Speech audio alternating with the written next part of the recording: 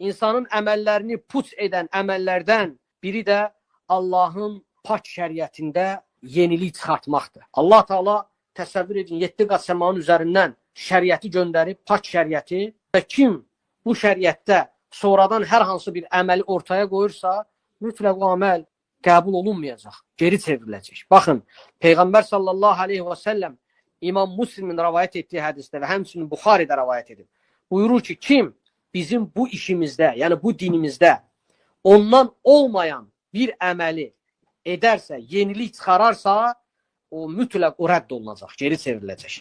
Başqa bir hədisdə fikir verin. Peyğəmbər sallallahu aleyhi və səlləm buyurur ki, kim bir əməl edərsə, o əməl bizim gətirdiyimizdə olmazsa, o mütləq rədd olunacaq. Yəni kim Allahın şəriətində olmayan hər hansı bir əməli, yeniliyi, bidət əməlini edərsə, o əməl ondan rədd olunacaq, qəbul olunmayacaq.